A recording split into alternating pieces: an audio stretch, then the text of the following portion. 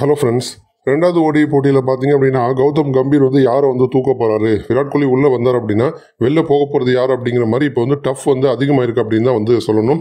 இப்போ இந்திய அணியினுடைய பிளேயிங் லெவனை வந்து நம்ம எடுத்துக்கிட்டோம் அப்படின்னா 2 வீரர்கள் பார்த்தீங்கன்னா அந்த முதல் ஓடிஐ போட்டியில் வந்து அறிமுகமாயிருக்காங்க. ஓடிஐ தொடரில் அது யார் அப்படின்னா ஜெய்ஸ்வால் வந்து அறிமுகமாயிருக்காரு. ஜெய்ஸ்வாலை பொறுத்த வரைக்கும் இதற்கு முன்னதாக T20 மற்றும் டெஸ்ட்டில் மட்டும் தான் வந்து டிபியூட் பண்ணியிருந்தாரு. ஓடிஐயில் அவருக்கு வந்து வாய்ப்பே இல்லாமல் இருந்துச்சு. இப்போ வந்து இந்த முதல் ஒரு நாள் போட்டியில் பார்த்தீங்கன்னா ஜெய்ஸ்வாலுக்கு வாய்ப்பு கொடுத்தாங்க. அதே மாதிரி ஹர்ஷித் ராணாவுக்கும் பார்த்தீங்கன்னா வாய்ப்பு வந்து கொடுத்துருக்காங்க. அவரும் வந்து உள்ளே வந்திருக்காரு.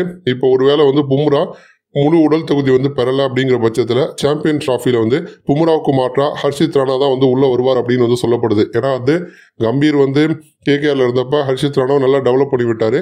இதை வந்து அப்படியே வந்து கண்டினியூ பண்ணிட்டு இருக்காரு. ஏன்னு கேட்டிங்கன்னா இப்போ வந்து சாம்பியன்ஸ் டிராஃபி தொடரில் வந்து ஹர்ஷ்தீப் சிங் வந்து தேர்வாயிருக்காரு. அப்படி இருக்கிறப்ப அவருக்கு வந்து வாய்ப்பு கொடுக்காம ஹர்ஷ்தீப் சிங் வந்து உட்கார வச்சுட்டு ஹர்ஷித் ராணாவுக்கு ஏன் வந்து கம்பீர் வாய்ப்பு கொடுத்தாருன்னா ஒருவேளை பும்ரா இல்லை அப்படின்னா ஹர்ஷித் வந்து யூஸ் பண்ணலாம் அப்படிங்கிற ஒரு பிளானில் தான் கம்பீர் வந்திருக்காரு.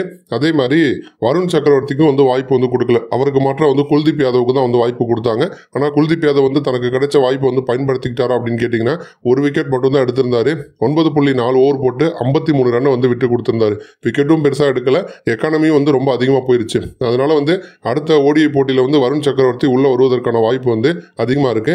இப்போ வந்து இந்த கேமில் பார்த்தீங்க அப்படின்னா ஸ்ரேயாஸ் ஐயரை திடீர்னு தான் பிளேயிங் 11க்குள்ள வந்து கொண்டு வந்திருக்காங்க. காரணம் என்ன அப்படின்னு கேட்டிங்கன்னா விராட் கோலி வந்து 4வது இடத்துல வந்து ஆடுவார். இப்போ வந்து ஓப்பனர்ஸ் வந்து ஜெய்ஸ்வால் மற்றும் ரோஹித் சர்மா இவங்க 2 பேர் தான் வந்து ஓடிஐ பொறுத்த வரைக்கும். இப்போ இந்த இடத்துல ஜெய்ஸ்வால் இல்லை அப்படின்னா ஒருவேளை வந்து KL ராகுல் வந்து ஆட வச்சிருக்கலாம். அப்போ 3வது இடம் அப்படிங்கிறது ரீசெண்ட் டைமாகவே வந்து சுமன் கில் தான் 3வது இடத்துல வந்து ஆடிட்டு இருக்காரு. 4வது இடத்துல விராட் கோலி களமிறங்கி ஆடிட்டு இருக்காரு. அப்போ வந்து முழங்காலில் விராட் கோலிக்கு வந்து காயம் ஏற்பட்டிருக்கு. அதனால அவர் வந்து ஆடலை. அப்போ கோலிக்கு மாற்றா பார்த்தீங்கன்னா ஸ்ரேயாஸ் ஐயரை வந்து உள்ளே கொண்டு வந்தாங்க. ஐயரை வந்து பிளேயிங் லெவலில் கொண்டு வரணுங்கிற பிளானே வந்து கம்பீர் கிட்டையும் ரோஹித் கிட்டையும் வந்து கிடையாது. கோலி ஆடலை அப்படின்னு ஒன்று தான் ஐயருக்கு வந்து வாய்ப்பு கொடுத்தாங்க. இப்போ பிரச்சனை என்ன வந்திருக்கு அப்படின்னா ஸ்ரேயாஸ் ஐயர் தான் இந்திய அணியில் வந்து அதிரடியாக ஆடின ஒரே வீரர். இப்போ இங்கிலாந்து எடுத்துக்கிட்டோம் அப்படின்னா இங்கிலாந்து அணியில் எல்லாருமே வந்து ஹாஃப் செஞ்சுரி போட்டிருக்காங்க. டீசெண்டாக ஆடி இருந்தாலுமே அதிரடியாக ஆடினது நல்ல ஸ்ட்ரைக் ரேட்டோட ஆடினது வந்து ஃபில் சால்ட் மட்டும்தான். 26 பந்தில் 43 ரன் பயங்கரமான ஒரு ஸ்டார்ட்டை வந்து கொடுத்தாரு. இவர் அவுட் ஆன பிறகு தான் அப்படியே ரன் ரேட் வந்து குறைய ஆரம்பிச்சது. இப்போ இவரை மாதிரியே இந்திய அணியில் வந்து ஸ்ரேயாஸ் ஐயர் இப்படி ஆடுவார்னு யாருமே எதிர்பார்க்கல. ஐயருக்கும் நல்லா தெரியும் கோலிக்கு மாற்றாதான் நம்ம உள்ள போறோம், நம்ம இந்த வாய்ப்பை வந்து பயன்படுத்திக்கிட்டா மட்டும்தான் தனக்கு வந்து தொடர்ந்து வாய்ப்பு கிடைக்கும் அப்படிங்கிறத உணர்ந்த ஐயர் பார்த்தீங்கன்னா ஜெய்ஸ்வாலும் ரோஹித் சர்மாவும் சீக்கிரமே அவுட் ஆன பிறகு கில்லு கூட சேர்ந்து நல்ல ஒரு பார்ட்னர்ஷிப் வந்து பில்ட் பண்ணியிருப்பாரு. ஒரு புறம் பார்த்தீங்க அப்படின்னா சுமன் கில் வந்து ஆமை வேகத்தில் ரன்கள் சேர்க்க, இன்னொரு புறம் வந்து ஸ்ரேயாஸ் ஐயர் வந்து அதிரடி காட்ட ஆரம்பிச்சாரு. 36 பந்தில் 59 ரன்கள், 9 4 2 6ன்னு பிரிச்சு எடுத்திருக்காரு. இந்திய அணி தரப்புலேருந்து மொத்தமாகவே 4 6 தான் அடிச்சிருப்பாங்க. அதில் அக்சர் பட்டேல் ஒரு 6, பாண்டியா ஒரு 6, மீதி இருக்க 2 6 வந்து ஐயர் தான் வந்து அடிச்சிருப்பாரு.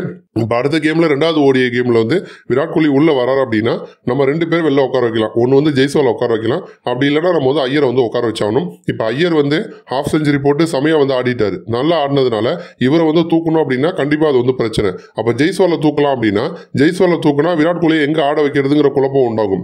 ஒருவேளை KL ராகுல ப்ரமோட் பண்றாங்க ஓப்பனிங் அப்படின்னா அப்ப ராகுலும் ரோஹித்தும் ஓப்பனிங் ஆடுறாங்கன்னா 3வது இடம் கில்லு, 4வது இடம் கோலி, 5வது இடம் ஐயர் அப்படின்னு சொல்லிட்டு அந்த பேட்டிங் ஆர்டரே வந்து கொலாப்ஸ் ஆகும். இப்போ அக்சர் பட்டேல் வேற 5வது இடத்துல களமிறங்கி நல்லா ஆடி இருக்காரு. அப்போ வந்து ஜெய்ஸ்வாலை தூக்குனா அந்த இடமும் வந்து கொலாப்ஸ் ஆகும். அப்போ அந்த வகையில் வந்து விராட் கோலியை பேசாம பெஞ்சிலே உட்கார வைக்கிறது நல்லதுன்னு ரசிகர்கள் சொன்னாலுமே கூட கம்பீர் என்ன முடிவு எடுக்க போறாரு அப்படிங்கிறத பொறுத்திருந்து தான் வந்து பார்க்கணும். ஜெய்ஸ்வால் இப்பதான் வந்து முதல் போட்டியே வந்து ஆடி இருக்காரு. அப்படி இருக்கிறப்ப உடனே அவர் வந்து தூக்குனா அவர் வந்து மனதளவில் கண்டிப்பா அவருக்கு வந்து அப்செட்டா இருக்கும். பட் கம்பீர் வந்து வேற வழி இல்லாம ஐயரா ஜெய்ஸ்வாலா அப்படின்னு பாக்குறப்ப ஜெய்ஸ்வாலை வந்து தூக்கிட்டு விராட் கோலிக்காக மொத்த பிளேயிங் ஆர்டரே வந்து அந்த பேட்டிங் ஆர்டரே வந்து மாத்துவார் அப்படின்னு தான் வந்து சொல்லப்படுது. நன்றி.